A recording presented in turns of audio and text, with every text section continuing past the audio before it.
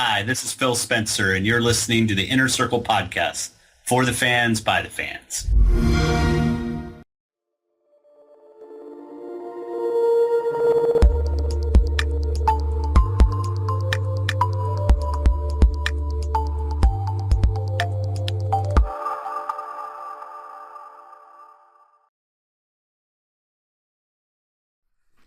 Welcome to the Inner Circle Podcast, the premier podcast for Xbox One. I'm your host, KLRXKL, and with Anchorman V.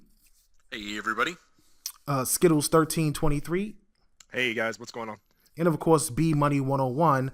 We are the Inner Circle Podcast. Today, we have a special guest with us, one of the largest, I guess you could say, podcasts out there dedicated to the Xbox community, as well as representing the largest online video game publication in IGN. We have with us Ryan Mccaffery from Podcast Unlocked. Good to be here, guys. Thanks for inviting me. Oh, most definitely. We are really excited, man, to have you on the show. I know, there's a lot of podcasters out there and a lot of YouTubers out there and things like that, and everybody is always trying to find their place, trying to, I guess you could say, aspire to be a voice for the generation. But you guys have been doing this for a while, and whether you guys do good or bad, everybody knows who Podcast Unlocked is. And I'm pretty sure you get your share of great comments and as well as your share of negative comments. But before we get into any of that, Ryan, I just want to say I appreciate you coming on and taking the time to stop by. You bet. Most of the Xbox community know you, but they really don't know you. That's fair. I've been around this a long time. I guess if you followed me closely, you might know a little bit about me. But otherwise, I'm happy to tell you about myself if that's what you want to know. Right, and I mean, most people only think of you as the host for Podcast Unlocked. They don't even know that you're actually the executive editor of previews at IGN as well. Yeah, I handle all preview coverage for the site. I was first hired at IGN to run the Xbox channel. That was back when we divided IGN up into specific little sub-channels for each platform. And then about 9 months after I joined, we kind of reorganized the whole company and just broke it down. We got rid of all those walls and we have the executive editor who runs previews, me. We have our reviews guy, Dan Stapleton, our features guy, Justin Davis, and then we have a team, the pool of editors who then sort of work on a little bit of everything. So that's kind of the way the organization is structured now. So with that, how did you get started at IGN, and how did Podcast Unlocked begin? Well, Unlocked, I can't claim credit for it. It was there before I got to IGN. I was at Official Xbox Magazine to start my career back in October of 2002. And I was at OXM for just shy of 10 years. Wow. Before moving over to IGN in May of 2012. And for me, I've always loved podcasting. So, I have to, so I am not, and if you've ever looked at my picture on Twitter or seen one of my videos, I'm not an attractive human being. I'm not a pleasant thing to look at. So, but where God may have struck me with the ugly stick in the looks department, He did gift me with a very good voice. That's probably my best physical feature. And so I've always sort of enjoyed doing kind of broadcasting. I did a little college radio. I always liked radio. I probably would have gone into radio if I hadn't been lucky enough to land in the games media space. And so, it was in early 2006 at OXM. That was when podcasting was really starting to take off, and the bosses were like, "We should start a podcast." And right away, I just raised my hand and went, "I want to do it. Let me do it." Nice. And when I started, it was just me by myself, and it was not good. It was not a good podcast. My voice would get sore after 20 minutes of talking, and I didn't have good rhythm. I mean, it took it was just week after week of sticking to it and practicing. And then I brought on Dan Amrick, a friend of mine who worked elsewhere in the building on the Games Radar website. Nice. And then he and I really sort of had good chemistry, and we really started to just get better at it. And that's sort of where, and we found the format we liked. It was like some of my ideas, his ideas. We kind of structured it like a radio show with different segments. And then I kind of, by the time I got around to moving over to IGN in 2012, I'd been doing this for about 10 years, and I had been podcasting for 6 years. And I had a lot more confidence and a lot more experience, and I really was able to just take the format that I'd built and Unlocked existed when I got to IGN, but it was kind of just floating around. Like nobody really owned it. Nobody was like, I want to do this. This is my thing that I'm going to make sure happens every week. Because of course there wasn't, there was no Xbox editor. I was coming in to fill that job. And so on my first day at IGN, I said, we're going to do a podcast. And I brought Mitch Dyer and a few other people in. And even it took time there, though, for me, even though I felt good about how to do a podcast and how to do an Xbox podcast. It took a while to find the right people and find the right rhythm and flow. And it's an evolution. It definitely doesn't happen overnight to really get comfortable with the whole podcast game. Right. I agree. I mean, when we started TiC Podcast, we were terrible. Like, we really were terrible. It was way too long.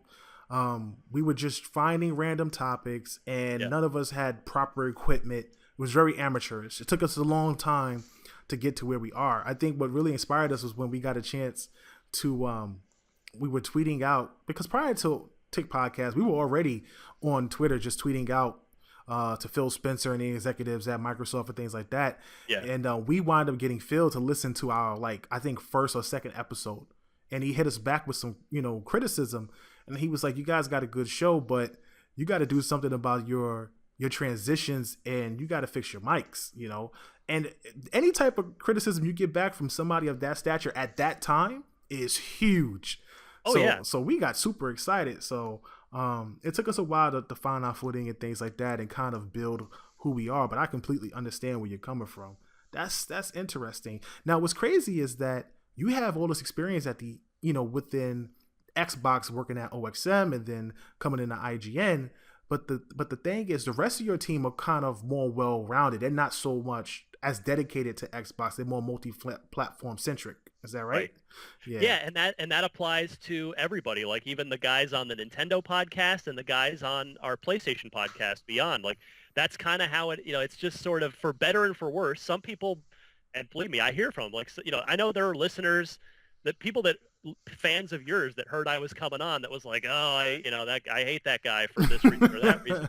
And it's fair. Yeah, it is more kind of by design. It is a lot more well-rounded people at IGN, because honestly, it's like specialization in what we do is, I don't know the right way to put it. It's definitely expensive, because if you've got somebody that only knows Nintendo and they just don't know anything about anything else, then that kind of hurts the team overall, right? Like there are benefits to that, but it also, we need everybody to be able to kind of like work together and jump in and help out whenever there's something needs to get done. So, for me, I definitely have this just archive of Xbox knowledge and experience in my head going back to all through my career. But yeah, I play PS4 games. I review PS4 games. I review PC games. And if Nintendo would get back to putting out games that I want to play, I would review those too. Right. But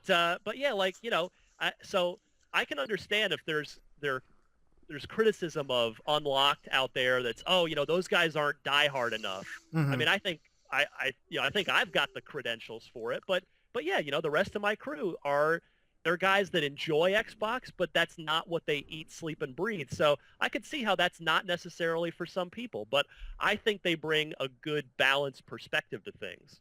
Right. Now, I mean, you guys work really hard, man. You got Podcasts on lock. Next to Major Nelson Radio is the largest Xbox dedicated podcast in the media. I mean, of course, you have smaller YouTube channels and podcasts that do excellent work, but usually those guys, they go unnoticed, unfortunately. So as representatives for the community, you guys often have people who don't agree with you and are met with backlash. Sure. Some of the examples that fans wanted me to bring up to you were like the podcast, just like you said, because you have such a well-rounded team. You guys don't focus enough on Xbox content in some instances. And also a lot of people kind of felt like you disrespected Phil Spencer when he came on the show, and you called PS4 a beast to his face as he was trying to, talk about the Xbox and things like that. How do you handle the criticism from the Xbox community while also trying to focus on, what they want without being completely biased towards Xbox? So there's a lot to unpack there. Okay. So let's start. So I will say, number one, I would respectfully disagree with the notion that we don't talk about Xbox enough. The whole show is about Xbox. Do we mention Sony and mention PS4 and other platforms? Yeah, because that's context for what's going on in the Xbox world. You can't just pretend that no other platform exists. Mm-hmm. I mean, I guess you could. I don't think that's really a healthy way to look at things. Right. So I think, we're talked a lot about Quantum Break on this week's show and the whole PC thing with that. We will talk about other consoles in the context of what it means for Xbox. The Tomb Raider exclusivity thing was a big example of that.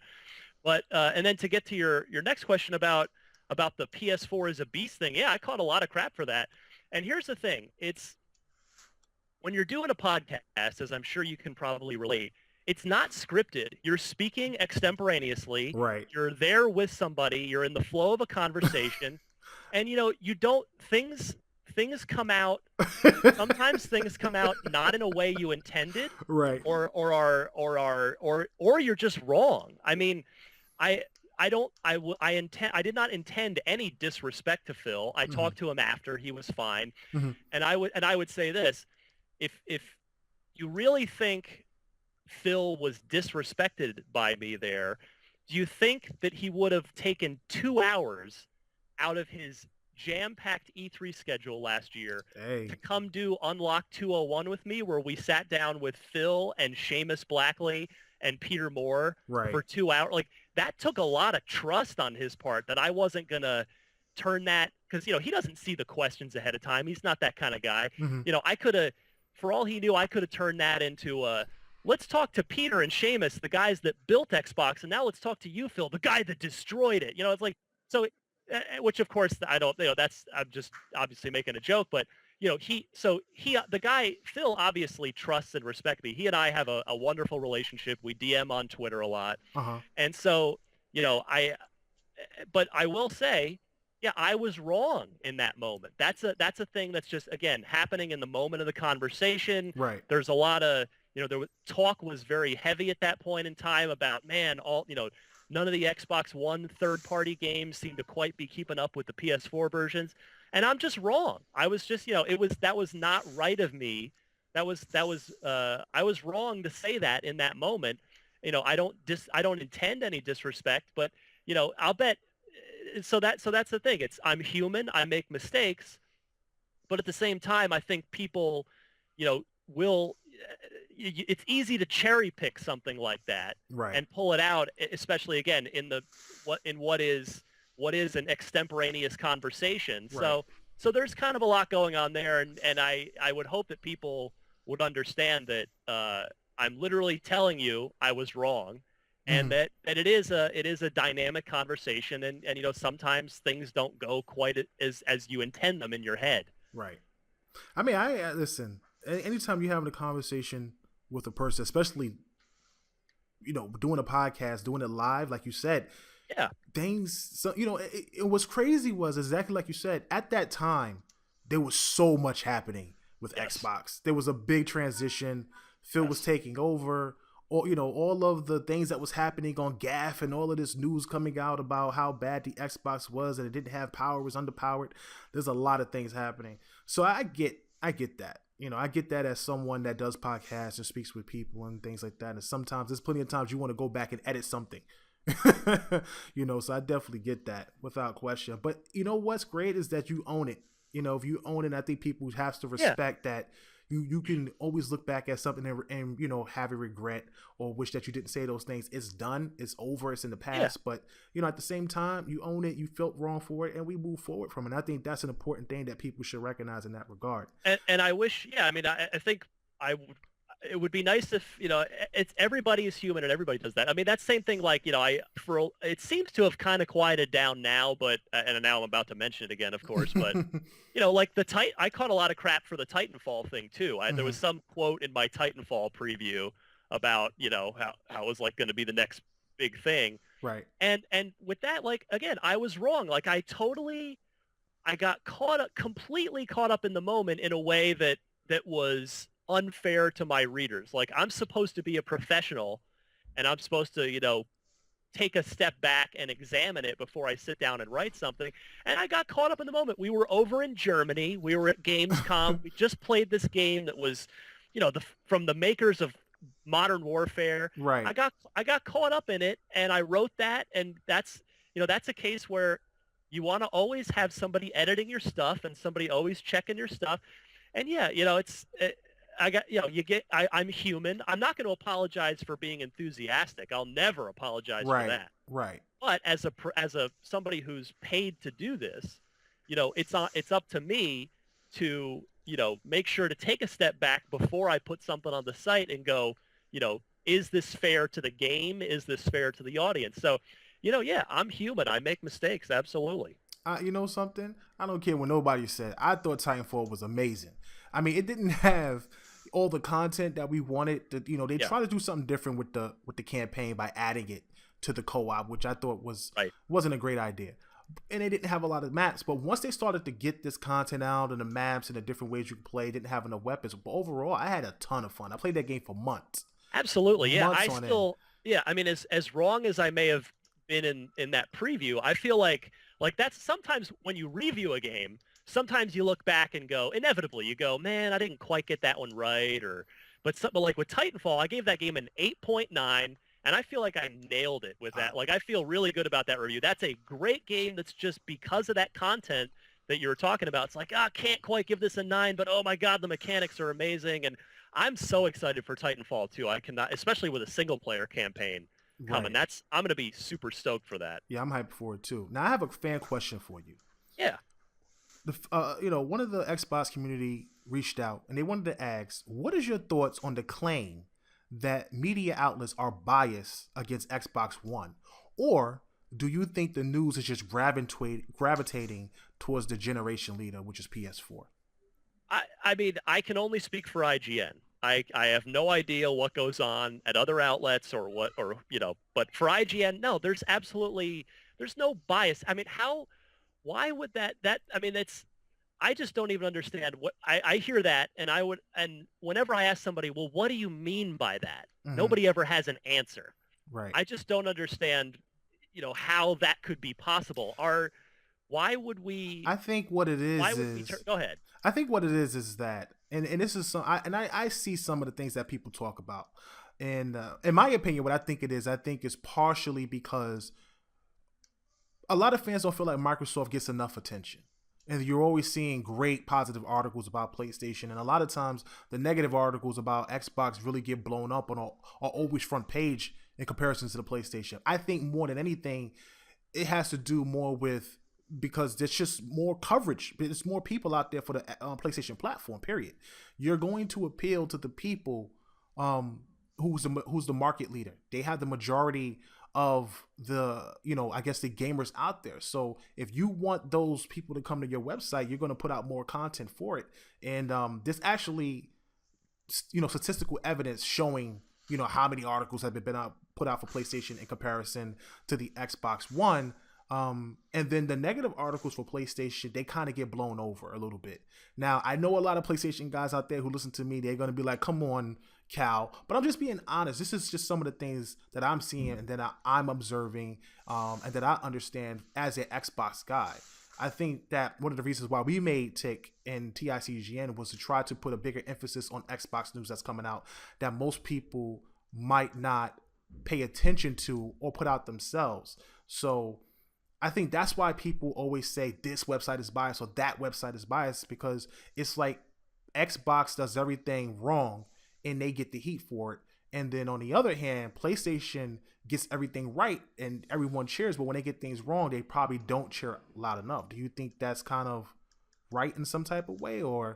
I don't know. I mean, if anything, it's the commenters, the people in gaff threads and the commenters at the bottom of articles on websites, they steer conversations, and that stuff probably goes on there. I mean, for us, all I can say for IGN is, we have, we do this thing called IGN First, which is like sort of a cover story each month where we, Right. We profile a game for each month. We've done more Xbox exclusives for IGN First than we have Sony exclusives. We have an Xbox podcast, a dedicated Xbox podcast, which I don't think any other major media outlet does. Right.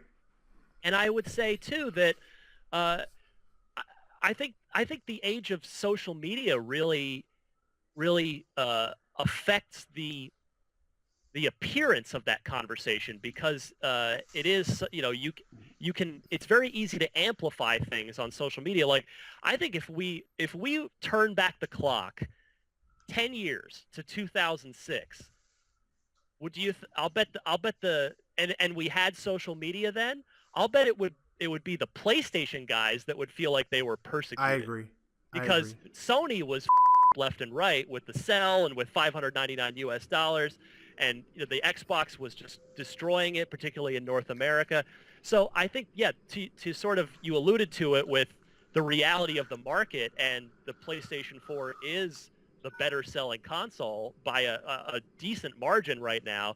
Yeah, I think that definitely plays into it too. So I don't think it's any one thing, but like I said, all I can do is speak to IGN, particularly as our previews editor and our sort of main Xbox guy, and I absolutely believe that our coverage is fair to all parties.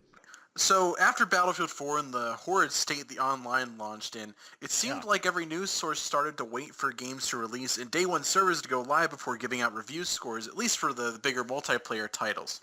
It appeared that IGN, specifically you, were leading this charge, of which I absolutely loved. It gave gamers the knowledge of the actual state of a game before committing to purchase that title. We saw games like Titanfall, Evolve, and more recently Halo 5 got this treatment. But recently it seems like your counterparts at IGN and even the industry at large have stopped this practice or use it kind of sparingly. Like most recently we had the issue with Street Fighter 5, which launched in a very sorry state when online is such a huge component.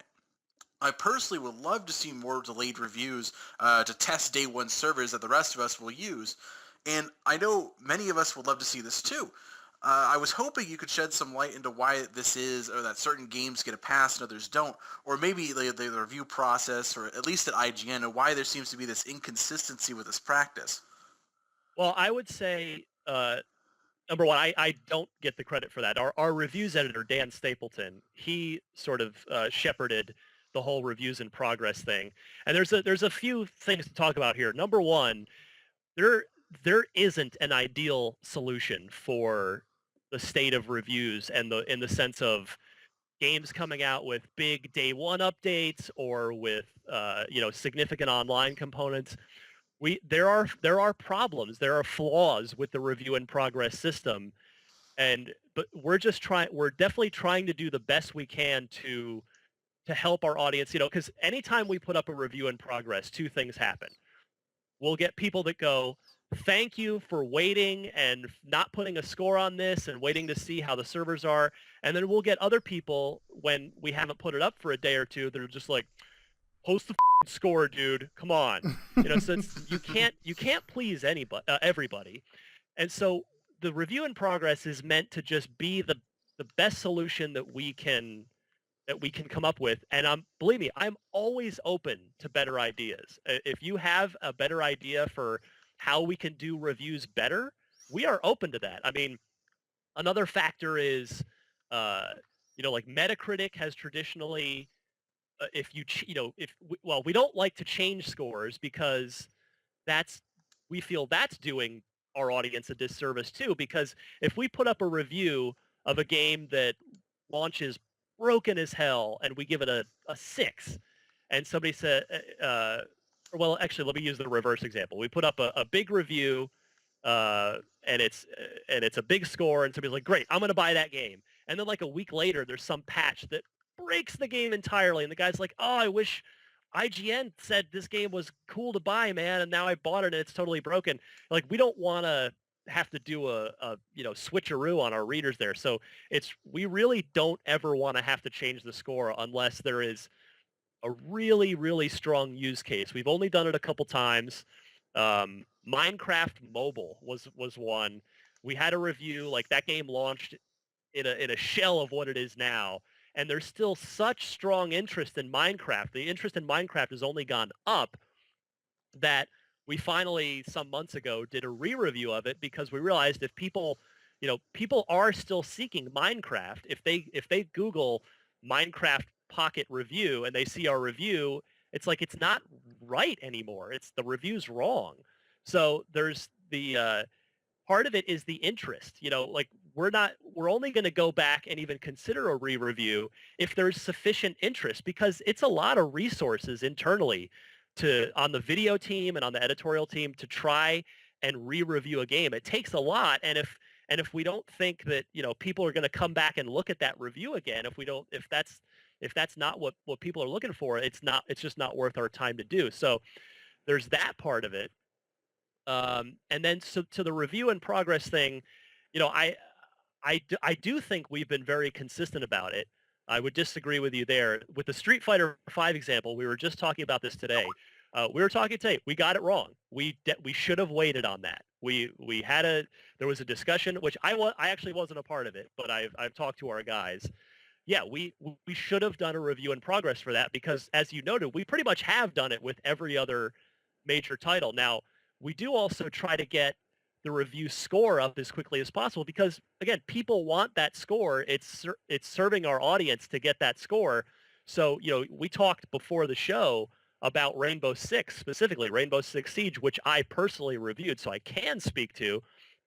I did do a review in progress for that game, but the day one launch went so smoothly, both for me and the reports of the rest of the community, that we felt comfortable as a team to go ahead and say, all right, let's go ahead and put our final score on this. And by the end of that day, that Tuesday, December 1st, I think it was, the game launched, we had our score up. So I do think we're pretty consistently good about it.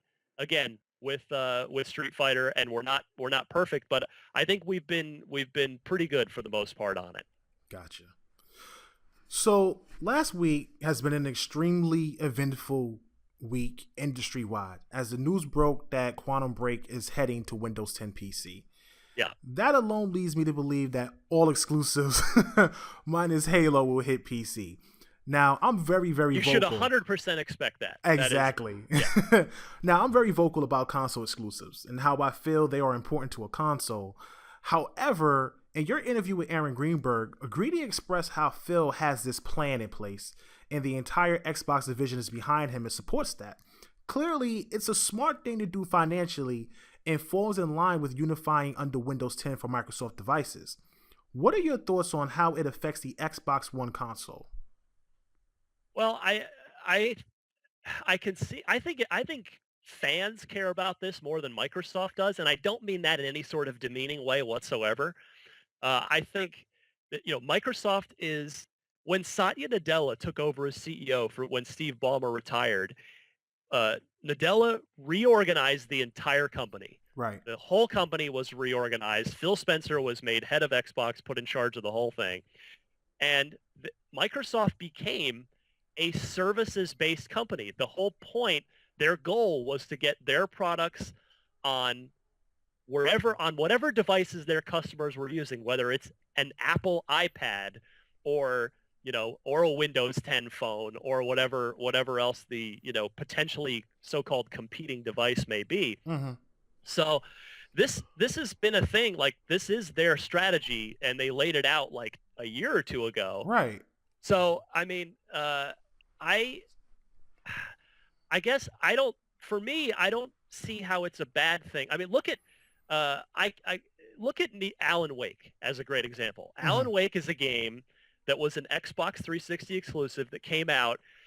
Didn't sell amazing. It sold well, Mm-hmm. but and fans loved it. Just critical acclaim. The people that did play it loved it, but it just didn't quite do well enough to get a sequel off the ground. Fortunately, they were able to move on to Quantum Break, which, they maintained a relationship with Microsoft, and that game's now coming out for, Windows and Xbox One. Right. But like, would you really want that to happen again? To say Quantum Break turns out amazing, which I hope it does, because I'm super looking forward to it. And Remedy, in my opinion, has never made a bad game. So Mm-hmm.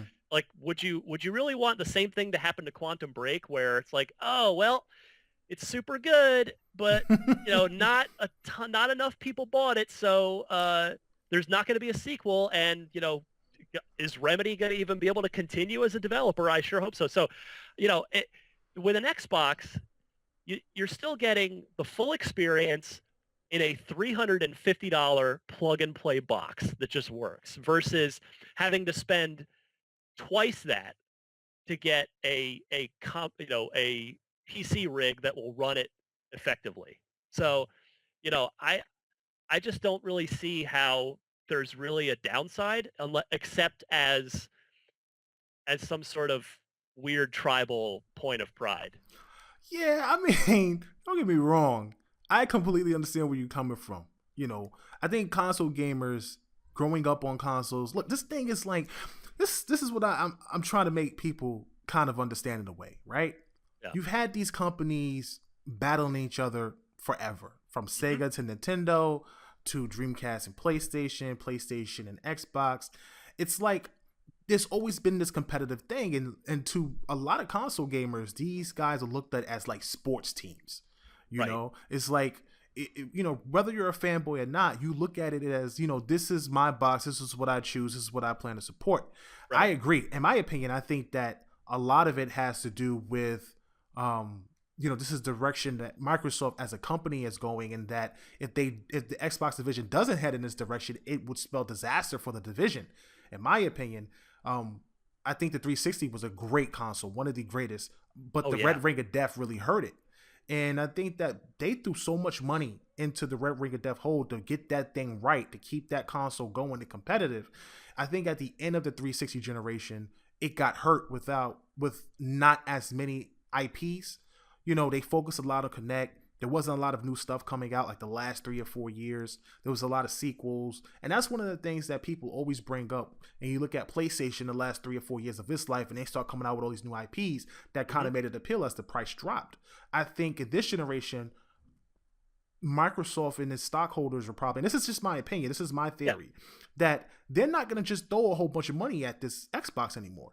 So there has to be alternative ways. And the fact that the vision that they wanted to come out with when they first started got debacle because honestly there just was no communicative process towards the consumer.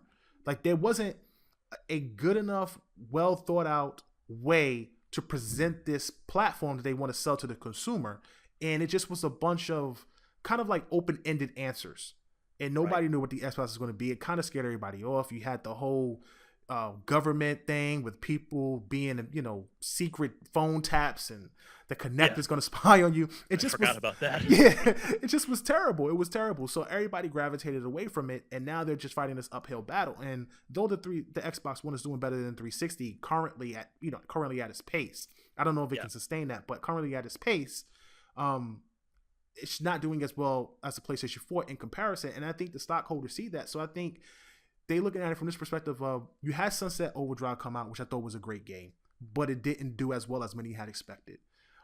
Forza Horizon 2, I thought was the best racing game I had ever played. That's fair. Yep. And I played a lot. And even that game probably didn't meet expectations. So I figured they saying to themselves, look, there's an entire install base out there on PC. We own Windows 10. We got DirectX 12 coming out. They're trying to get their store going. Why not put these games on PC and make them exclusive behind the Windows 10 and the Windows Store wall? At the same time, as a console gamer, I say to myself, what does that do to the people who wanted to buy an Xbox and now no longer want to buy an Xbox because they can play some of these games on PC. I think it doesn't affect the casuals, and I don't think it affects the console gamers, but I think people tend to kind of gloss over that the PC gamer was never going to get an Xbox anyway. I don't believe that. 80 million consoles sold last generation. I'm pretty sure even if 10 million of them were PC gamers, that's 10 million PC gamers. Right. You know, so I still think that they would have bought the console, and it just puts you at a, you know, it just makes the console itself market-wise not expand, but it does financially support the Xbox division going forward. And hopefully, I think if that works out, it will help the division continue to make new IPs. And if they have to put, I think, I don't want to say better services on the Xbox One. I think they need to be able to figure out a way to make the Xbox One appeal more to the consumer and the console gamer, because remember, they're getting this Xbox app on PC. Live is free because they get the access live. I think a lot of console gamers are upset about that as well.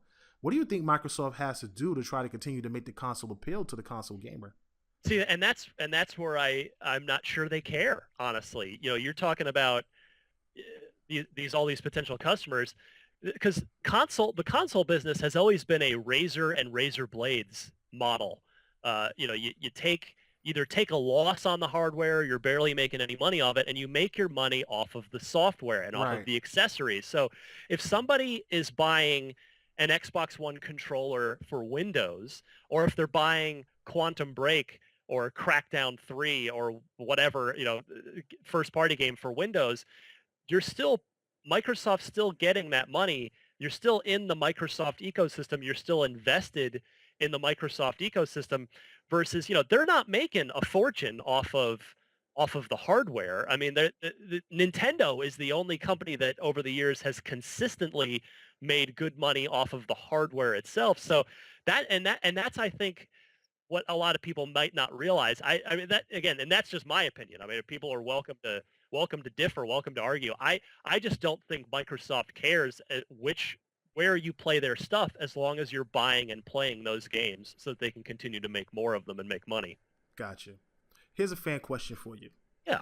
In your opinion, what are the two biggest pros and the two biggest cons of Xbox exclusives heading to PC?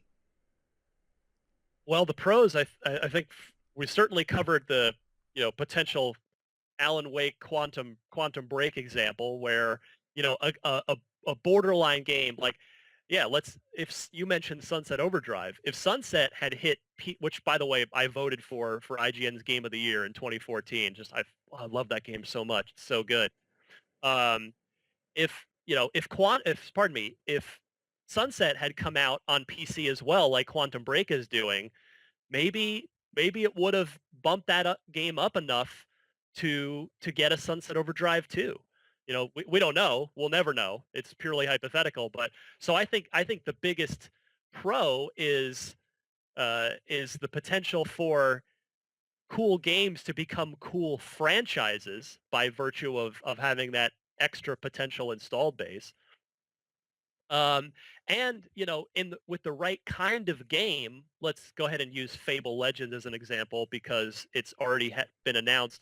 Actually, you know what? Let's say Sea of Thieves instead. Okay. Because I'm way more excited about Sea of Thieves. So am I. You know, that's a game where, if that's, you know, it's an MMO, or at least it seems to be. It's a shared world, you know, large scale multiplayer game where, isn't it better to have more players in that game together, that rather, you know, a larger player base, to have potential, you know, bigger battles or better chance to find a good party, you know what I mean? Like a healthier player count in an online game, which of course most games have some sort of heavy online component now.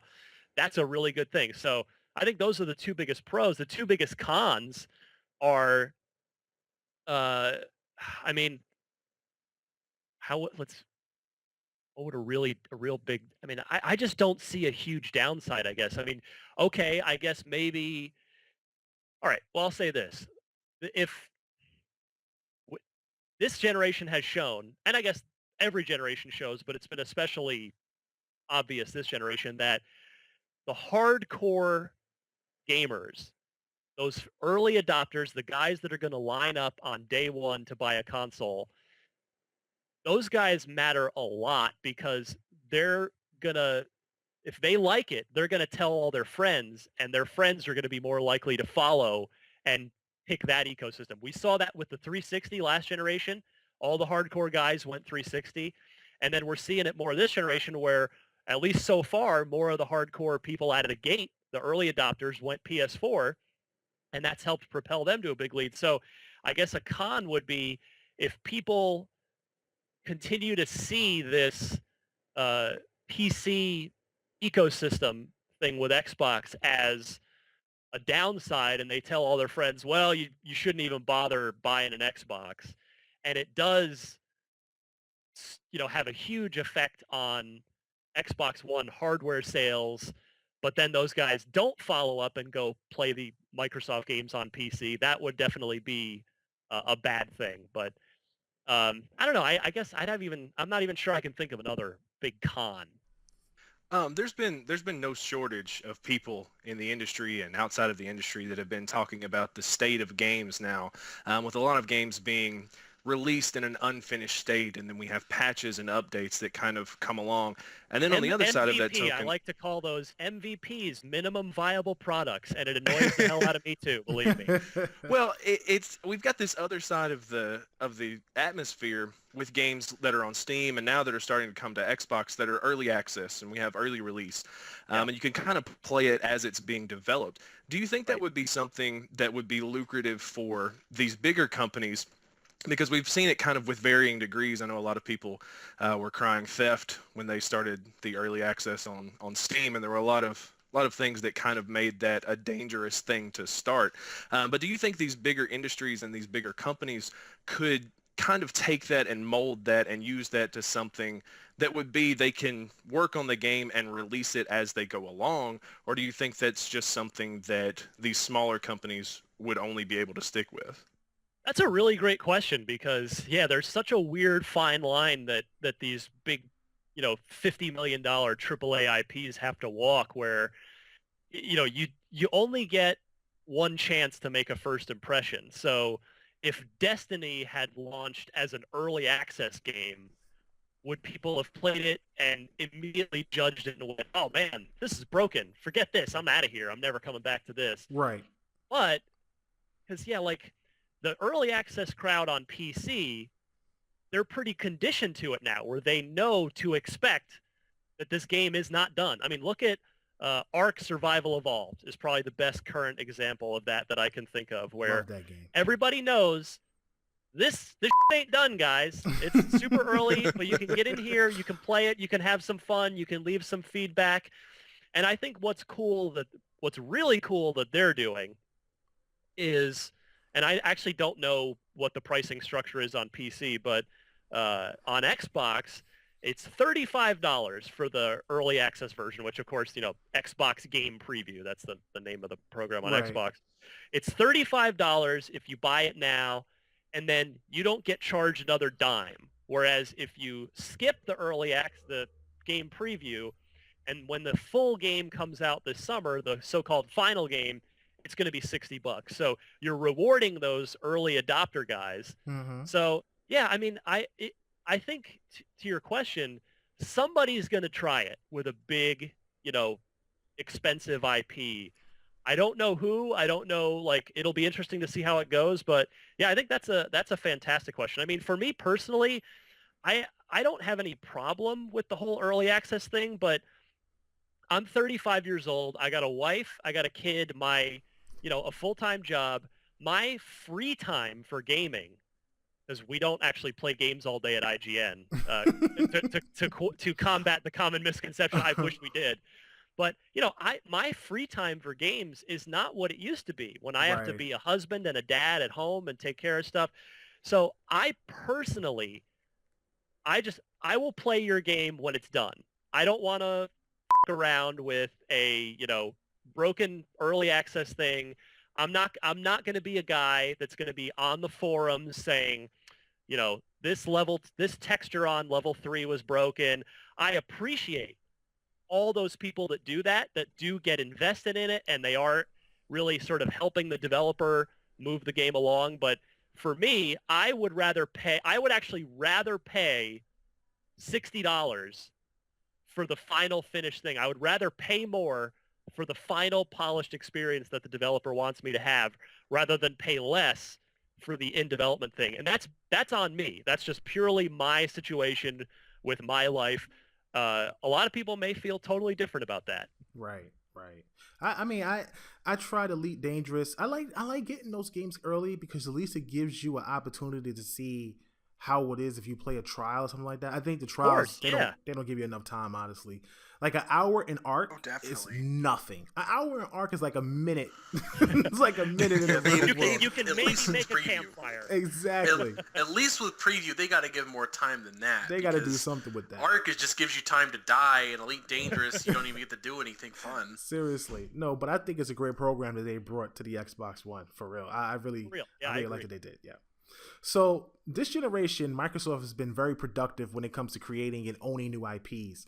I think their library has improved, and I believe this is how the whole generation will be for the Xbox brand.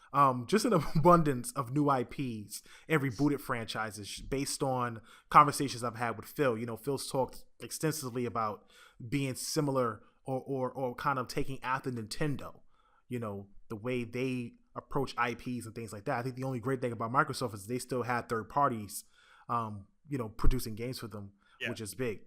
Now, my most anticipated game besides Quantum Break is Scalebound. I love what you guys did with the Scalebound first. I actually got flagged on one of my videos for putting Scalebound in it. Sorry about IGN that. flagged me. I wasn't mad at first, but I kind of got mad because I'm like really hyping the game because I'm a big JRPG guy. So I'm like, when I saw this action RPG, I'm like, oh my god, it's gonna be so epic. It's it's like a hack and slash. It's dragons. It's crazy, and I'm trying to show people some of the new footage that you guys put out, and I'm like, flag. You can't show this content. Hey, we gotta eat too. You gotta. I hear you. So I gotta ask Ryan, what is your favorite Xbox One exclusive so far, and what is your most anticipated going forward? I've said this on Unlocked. I'll answer the second question first. My most anticipated is Sea of Thieves. Nice. That game for me, just that like 2-minute trailer thing, that gameplay, let's just call it I don't know if it was a vertical slice or whatever it was at E3, but that thing is just the whole, like, first of all, in 2 seconds, I could tell that was a Rare game. It just had a signature Rare old school look to it. So I love the art style. I love how sunny and bright it is compared to all these gray and black and gray black and black gray and darker black, all these, gritty games that we get now. So I love the look, I love the feel, I love the vibe. And there are just not a lot of good pirate games, right? There's Black Flag is the last recent one that was cool. And so if they actually can deliver on the potential that 2-minute video showed of this massive online pirate game where you can become a band of pirates with your friends. You can all work together on your ship. Like one person is, on the sails, one person is steering. Yeah. I mean, the potential there is so high, and that you're just off on these fun pirate adventures. And then, I'm sure you'll be able to do PvP if you want to. It'll be that kind of opt-in PvP. Right. So if they can, the potential is just so amazing for that game that I'm totally in love with that potential, and I want so badly for that to fulfill its potential. As far as what's out already, Halo 5 multiplayer, I've said, I think is the best Halo multiplayer since Halo 2, but I think overall, I don't know if it's either Sunset or Rise of the Tomb Raider. I would probably give the edge to Sunset because it's an original game, and it was such a breath of fresh air for me. I think that's probably my favorite Xbox exclusive so far. Awesome. Now, what game would you like to see Microsoft bring back to reboot from their original IPs? 360 or Xbox One. 1 versus 100. Really? Of all the games they got, you pick 1 versus 100? Did you ever play 1 versus 100? I did, and I never got an opportunity to actually be somebody that played the game. I was always a spectator. Yeah, I got in the mob once, and I won $1, like an actual 80 Microsoft points. I won $1. But I because I would get on there with a group of friends. We'd all be on mic. We'd all be chatting. And it's just, you got to be, you're in the moment. It's appointment gaming. There's 50,000 people on at once. And it's like, here comes the question. Here comes the question. You got to answer as quickly as you can. There was a live host. I mean, it's unlike anything we've ever seen before.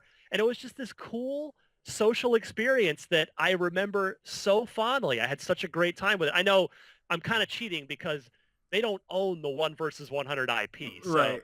I guess I could give you another answer, but that's definitely the game that I would love to see resurrected. I bug Phil about it almost every time I see him. But what else? I mean, they're bringing back Crackdown, which is awesome. Probably, let's see. Well, I want Fable 4, like a proper open world Fable. Yeah, a real Fable. Like I don't mean to say that to disrespect Fable Legends. I've sort of said a lot about that game. It's what I've played of it is not what I am looking for with a game that has the Fable name on it. That's not to say it's a bad game. It's fun, but I would love to have call it a sequel to Fable 2 called Fable 4. Yes, because I did not like Fable 3. It was entirely too short. Yeah, and Molyneux's owned up to it. That was a game that had some flaws, but yeah, Fable 2 was amazing. I would love to see another open world Fable game. Yeah, I would like to see an open world Fable 4 as well. I think that'd be really great. I think if they had co-op, like a real co-op, not this, tag along buddy type situation, like they had with Fable 2. Oh no, was it Fable 3 where they kind of added like some type of group person, some random person that had your stats. Like I would like to see maybe how they have Fable 4, but just 2-player co-op, you and another person in an open world of Fable. I think that'd be really cool. Totally agree. What genre do you think Xbox is lacking in exclusives? That's easy at this point. RPG. Right. There's, on the original Xbox, they had KOTOR, which is to this day, I don't know why they don't have my favorite KOTOR role-playing game of all time. I love KOTOR. I still go back and play that. Unbelievable. I reviewed that game. I remember going to LucasArts to get like the hot off the press final build installed on my debug console. And then just 40 hours later of just like amazement. That game was so good. Oh, so good. And yeah, like Microsoft made a great college try with JRPGs on the 360. Right. To their credit, they gave it their best with Japan, but yeah, like now, as far as exclusives go, Phil has talked to me a lot about, having kind of the different genres represented. You got Gears as your third-person shooter. You got Crackdown as like this open world kind of co-op game. You got, of course, Halo as your first-person shooter. You've got Fable's not really a role-playing game anymore. It's kind of this 4v1 multiplayer thing. Right. You've got, I guess, Sea of Thieves will be kind of their quote-unquote Destiny type, game, a big shared world thing. Right.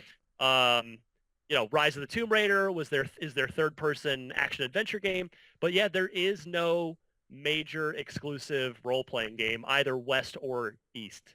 I would love for them to bring KOTOR back. I remember hitting up Phil. I used to have, when I first got on Twitter, and I discovered like using Twitter to get a chance to talk to the executives, I used to hit Phil up almost like every day. And I would literally say, this is my daily beg. Please bring him back. Please get the Knights of the Old Republic franchise. Next day, please get Shenmue. Next day, please get this game. Please bring back. Like, I'm always asking for these games. And as a big RPG head, like, I really would like to see a new KOTOR. And I remember having him on the show, and I brought it up. And the thing was, like, he didn't really want to dabble in it because you got to deal with Disney and the licenses and BioWare and EA. I'm like, Phil, I don't want to hear it. I'm like, you guys got all the money in the world, man. It ain't that easy, though. I know it's not. But I think that they should get it done. Like, KOTOR is the one game that we don't care about what they're doing with the Old Republic, the MMO. We want a Knights of the Old Republic. We want them to continue that Old Republic, I guess you could say, lore, and give us something with updated graphics. Put it on Unreal Engine 4 because everything on Unreal Engine 4 looks amazing. And just make sure that you have the guys at BioWare doing it. Give us choices. I love the game. And with Star Wars being like revamped back up from the movie and everybody's getting back into it, I think the perfect time to bring back KOTOR would be, right around now. Well, here's the crazy thing about that too is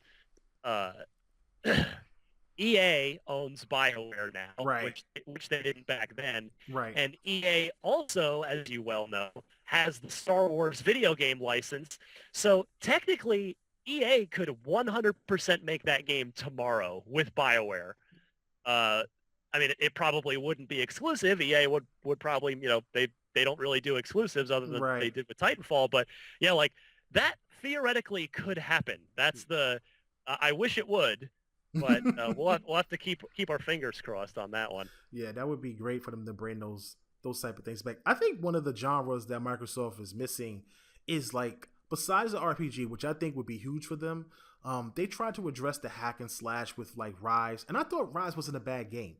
I like Rise. I will defend Rise. Absolutely. I love Rise. Yeah, I thought Rise was a solid game. I mean, a little repetitive, but I thought the premise and the story was kind of cool. It would have been great to see them continue that. I wish Crytek, I hope Phil surprises us with something like a Rise 2 in a different setting and just better. Everything better. You never know. Yeah, you never know. But I think one of the genres that Microsoft misses is like the horror genre. Like, there's not a lot of horror games this generation at all. Besides Resident Evil and the Outlast people, there's just not a lot. I think Microsoft could work out something with Sega to bring Condemned back, or maybe they can work with Otagi, Sega as well, to get Otagi back and have their own version of like a Demon Souls game. I think if they did something like that, that would be really cool as well. Yeah, I mean, I guess I'm sure, it's not like Phil sits there and goes, "Oh yeah, horror games, I forgot about those." Like, I'm sure he's run numbers or had his people run numbers for him as to, it's like, okay, let's research what of the 3 most recent AAA horror games sold.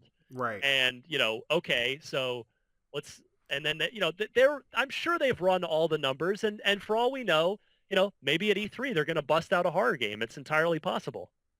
Do you think the Xbox One has enough variety? Oh, yeah. I mean, that's the thing about so, I've been around the Xbox since the beginning, and, for a while, for many years, it had this sort of a stigma attached to it. I didn't really mind because I love first-person shooters, but it had the stigma as it's the first-person shooter box. Right.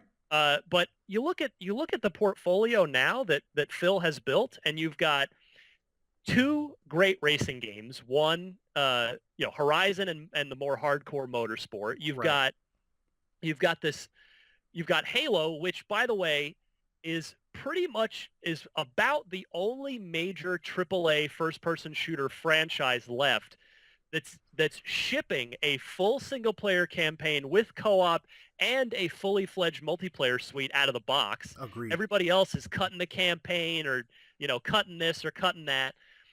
They've got, Rare is coming back with Sea of Thieves. They've got, Cuphead looks amazing as sort of a old school boss-tastic platformer game. Crackdown. I mean, the portfolio is, I've said this before, but even if you went ahead and bought a PS4 as your first console this generation, I just don't understand how could you not want to have the Xbox One lineup, whether it's on a PC or whether it's on an Xbox One. When you look at the 2016 lineup, it's so good. It's so good. Yeah. I think a lot of people just want them to have JRPGs. I know I do, but I feel like if you have a PlayStation, wouldn't you want something different? I know that PlayStation has a solid variety, but a lot of their games, a lot of them are smaller titles. I'll be honest. A lot of them are smaller titles, you know? And Microsoft just really seems to be plugging away at these AAA, AA titles, man. And if they keep pumping them out like the way Phil says they're going to be pumping them out, and the things work out with PC and they keep getting in fresh revenue, everybody at Microsoft is happy, man. I'm telling you, Xbox Xbox would be happy, especially if Crackdown's cloud works. If Crackdown's cloud works, I had Andrea Renee on the show a couple months back, and when we were talking about what could be Microsoft's next big franchise, because in each generation they had a major franchise that really pulled everybody in. Right. First generation was Halo, second generation was Gears. I felt like it could be Quantum Break. I also felt like it could have been Crackdown because they're bringing new tech to the game. That's fair. I can go along with that. And I'm like, if Crackdown is as successful as people want it to be, and these guys really make this cloud stuff work, it can open up so much for the possibilities of future of Xbox One exclusives. Totally agree. It'd be crazy. Last year we were invited to E3 as guests, and this year some of us finally are really getting to attend as media, and I think that was one of the biggest moments for me. Because Microsoft invited us, we went, it was great, and this year we actually got a media badge. So I was like, oh my God, we're considered media? This is like out of the world. So I was really hyped for it. But E3 can be overwhelming, and now that Phil announced backwards compatibility at last year's conference, when we had Mike Cabrera on the show, he stated that, we can expect 2 announcements this year on the same level as backwards compatibility. What do you think those 2 announcements may be? Well, he's a platform guy, and so I've said this before. We have to be getting an Xbox Slim this year, a redesigned box that's much smaller. Mm-hmm. I think that's got to be one of them. Right. That'll probably be, lower power consumption. I mean, I don't even know how it could be quieter. The Xbox One's so quiet already, but probably cheaper and just nicer looking. So I'm sure that's one of them. Beyond that, I don't know. That's a good question. I don't know what else he might have up his sleeve for that one. What do you think about this whole Steam thing? Because, the Steam news was going around and everything. And I know that there was like the xbox.steampower.com thing, and some people blew it off like it was nothing, but there's like so many subdomains attached to it. Somebody brought to my attention that there was like a cyber cafe and the xbox.com Steam powered thing were like attached to the same mail server. And it was kind of like implying that there's a possibility that Microsoft may bring Steam games, maybe early access games that would probably hit the Xbox One. Maybe they would work with Steam in some way to allow Xbox gamers to play on Steam and then have a cross-buy to the Xbox One in reverse. Or maybe even stream Steam to the Xbox. My only issue is, what does Steam benefit from it unless they allow some of their games to work on Steam, kind of like the way Ubisoft makes their games work on Steam? Do you think that could be possible? I don't know. Well, I have to admit, this is the first I've heard of this rumor. Yeah, you're dropping this one on me. I don't know, but hey, Microsoft is they're not afraid to partner up with people where it makes sense. Like you look at they've got a little Oculus partnership going on too. Right. So it wouldn't surprise me. Gotcha. If they pulled a third-party deal, who do you think it would be with?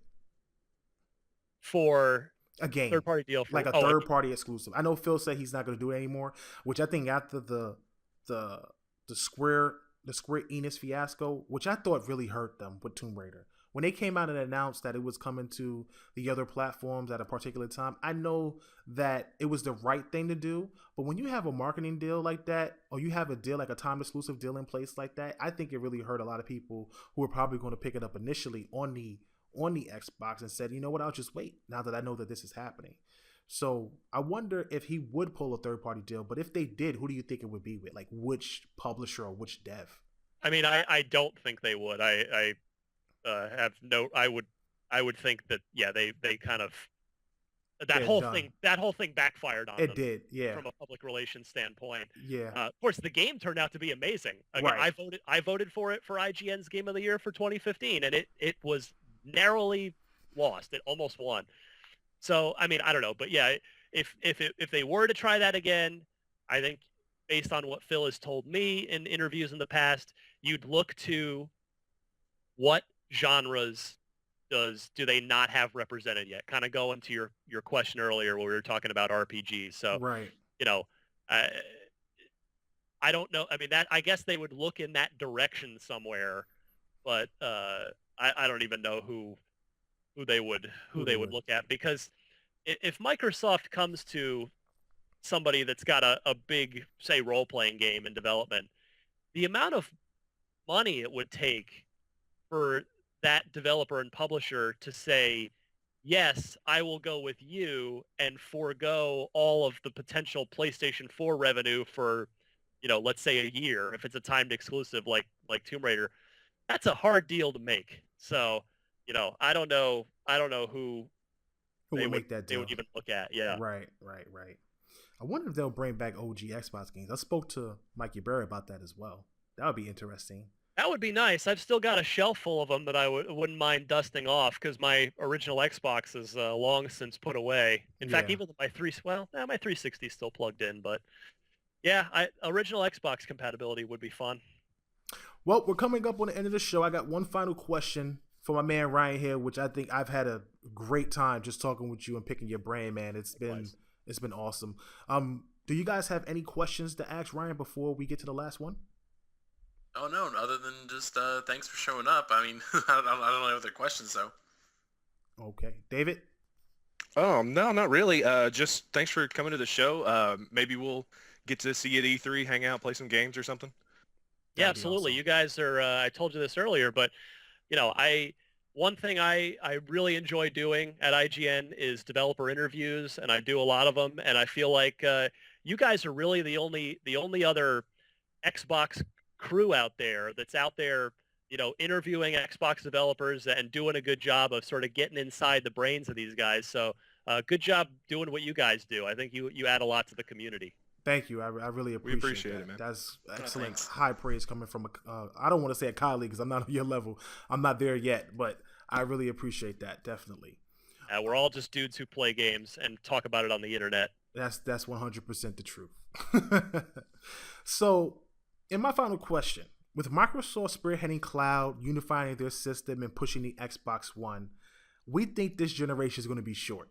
I don't think it's going to be like the 360 and the PS3 generation. I think the hardware, though, I mean, I'm not saying that it won't push itself, but I just don't see it being around for 10 years. Yep.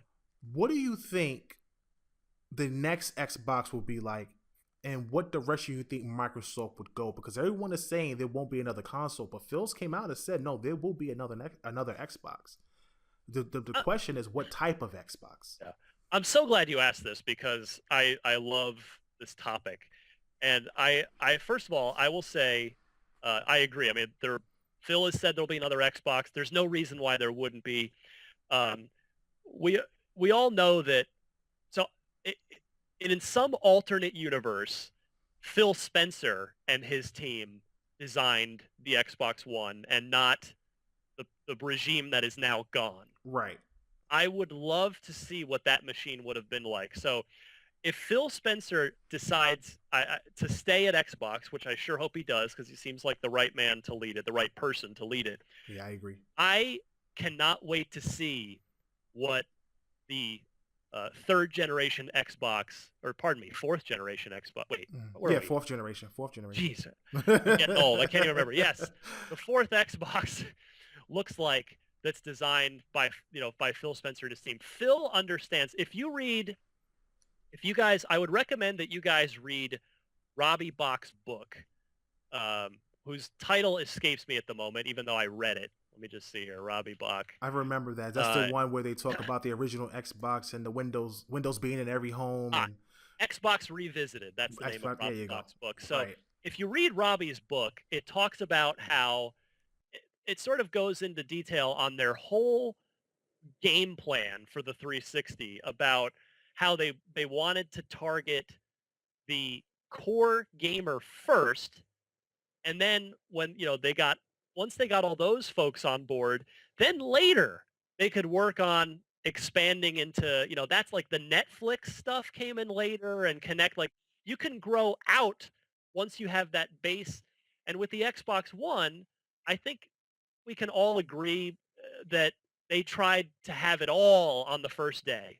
We want to have everybody. The core gamers and all the casual people, TV, yeah, everybody. It's all right here on, and that didn't work, right? That message did not resonate with the core gamers. So I think as long as Phil Spencer is the head of Xbox for the next generation of Xbox hardware, I think we are going to get a very powerful box that, I mean, I won't say it's going to be more or less powerful than the PlayStation 5 because that's impossible to know, but I think it will be a box that is as powerful as they can make it for the price point that they want to hit. I don't think they'll repeat the same. They're not going to bundle in a Kinect or anything else with it.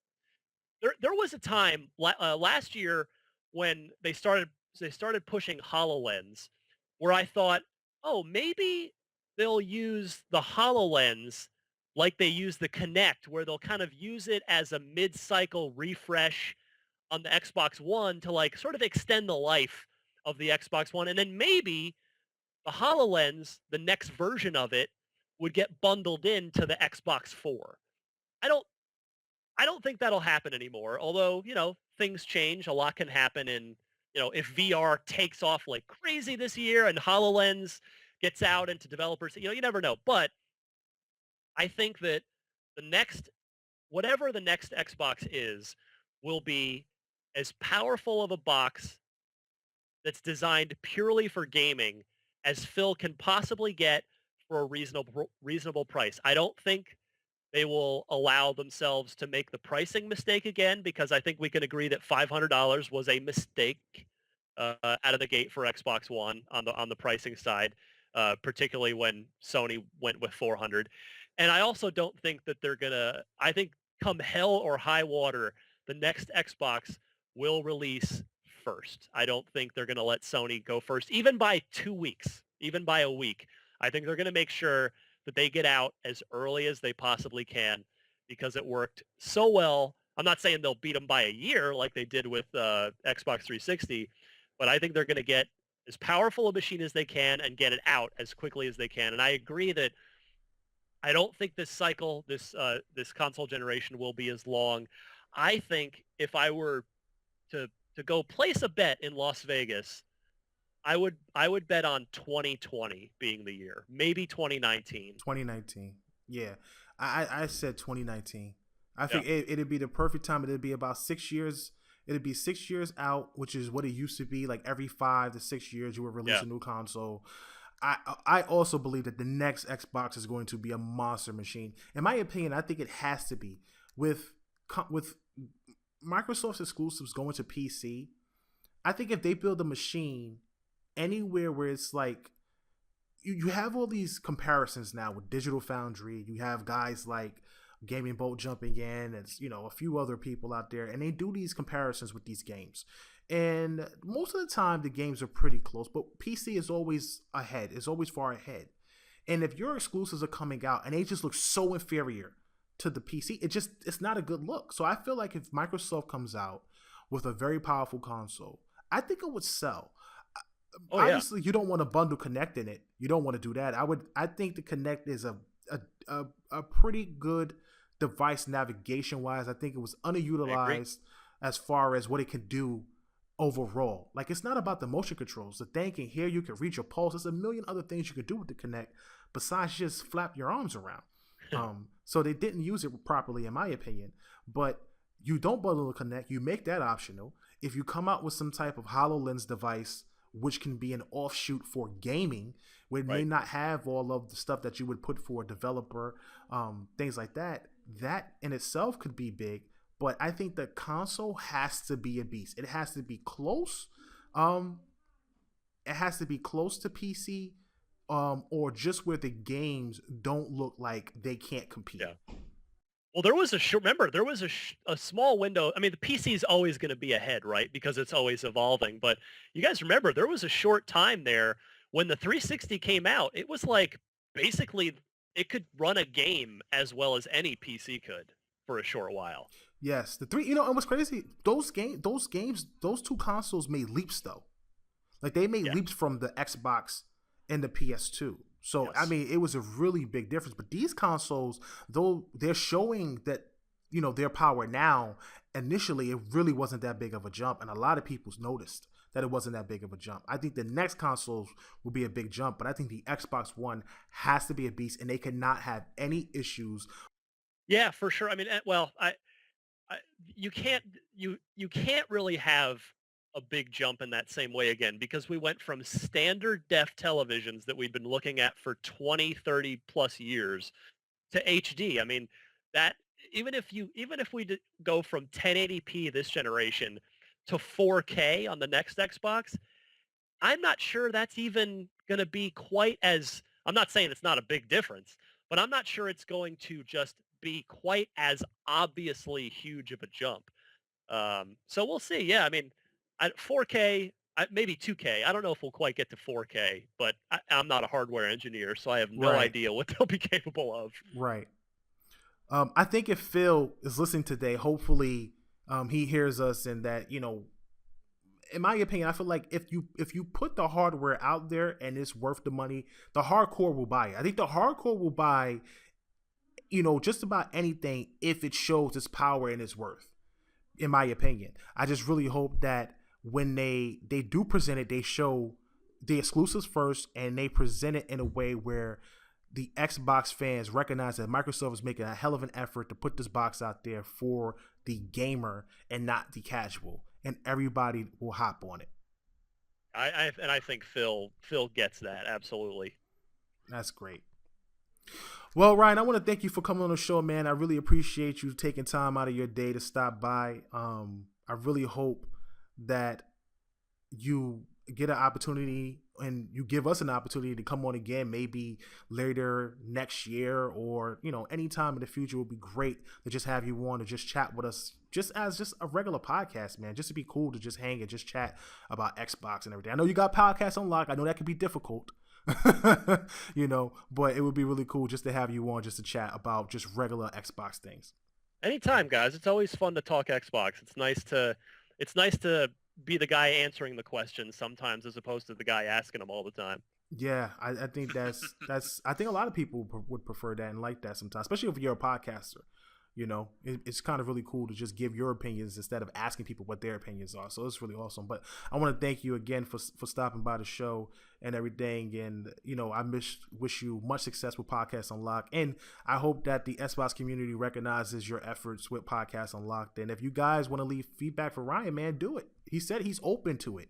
Always. Always open to feedback, and always open to, being able to improve Podcast Unlocked for the Xbox community. So you guys should definitely do that and try not to kill the man so much on Twitter. Well, and hey, if for everybody listening to this as an Xbox fan, give my new little show on IGN a try. It's called Unfiltered. It is nothing but interviews. It is all hour-long interviews. Doing one a month. I've done 4 so far. First one was with Tim Schafer. Second one was with Josh Holmes from 343. Third one was with Aaron Greenberg. Fourth one that just went up this week was with Greg Canessa, the creator of Xbox Live Arcade. And I got a few more very Xbox-tastic guests lined up too. So there's some cool behind-the-scenes kind of. It's very inside baseball, which I suspect your audience would like a lot. Yeah, definitely. If you like TiC Podcast and you like what we do, you'll definitely love what Ryan has with Unfiltered. I really liked his interview with Aaron Greenberg, as well as what's his name, Contessa? Greg Canessa. Canessa. Yeah, great guy. I like that interview as well, because he brought up Xbox Live Arcade, and when I had Chris Charlo on the show, we spoke about that as well.